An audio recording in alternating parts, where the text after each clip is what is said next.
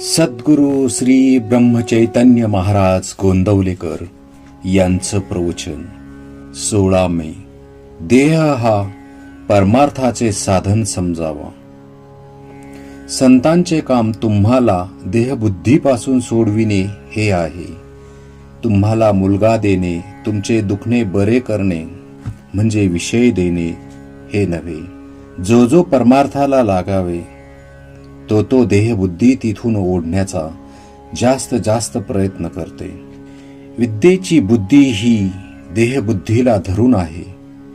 ती मारून आपण शुद्ध केली पाहिजे. याकरिता भगवंताच्या स्मरणासारखा दुसरा उपाय नाही. कुत्रा हा आपल्याला रात्रीच्या पहाऱ्यासाठी उपयोगी पडतो, पण तो कितीही चांगला आणि उपयोगी असला तरी आपण त्याला पानात जेवायला घेऊन बसत नाही. त्याप्रमाणे देहाचेही आहे. आतल्या खोबऱ्याच्या रक्षणाकरिता ज्याप्रमाणे करवंटी, त्याप्रमाणे देहाला परमार्थाकरिता साधन मानावे. पण मनुष्य हा देहच मी आहे असे मानून व्यवहार करतो.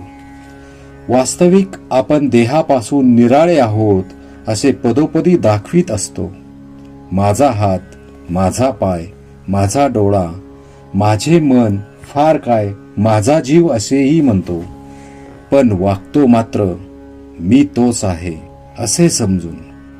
देहाशी संबंध जास्त येईल असेच आपण भगवंताजवळ मागतो असे न करावे. आपल्या देहावरचे प्रेम कमी होण्यासाठी दुसऱ्यावर प्रेम करायला लागावे. प्रेम बसायला आपल्याला आपल्यासारखाच देहधारी लागतो. कुत्रे रडत असले तरी आपल्याला नाही वाईट वाटत, पण एखादे लहान मूल रडत असले तर वाईट वाटते. देवावर प्रेम करायला देवाला आपल्यासारखाच देहधारी कल्पावा लागतो. म्हणून आपले देहावरचे प्रेम कमी व्हायला, देहबुद्धी कमी व्हायला सगुण मूर्तीचे, सद्गुरूचे ध्यान करावे लागते. ते जसजसे दृढ होत जाईल तसतसे आपण स्वतःला विसरून जातो आणि आपण देहाच्या पलीकडे गेलो म्हणजे सद्गुरूचे खरे स्वरूप हे देहातीत आहे असे प्रत्ययाला येते.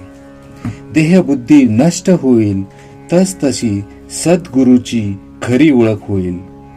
ज्याने देहाभिमान नष्ट केला त्याचा मोठा ज्ञानी सुद्धा हेवा करतो. मी देह म्हणावे या पलीकडे दुसरे अज्ञान कोणतेही नाही. मी भगवंताचा असून देहाचे म्हणणे यासारखे दुसरे खोटे नाही. प्रपंचात संकटे येतात तरी पण तो सोडावासा वाटत नाही. याहून भगवंताची माया ती कोणती. अति सहवासामुळे देहाचे ममत्व सुटत नाही. परमात्म्याचा सहवास, उदाहरणार्थ देवाला जाण्याचा वा जाप करण्याचा नेम केला म्हणजे देहाचे ममत्व थोडे कमी होते. देहाच्या सहवासाने आपण देहाचे होतो, नामाच्या सहवासाने आपण परमात्म्याचे होऊ. भगवंताच्या स्मरणामध्ये देहबुद्धीचे मरण आहे. श्रीराम जय राम, जय जय राम.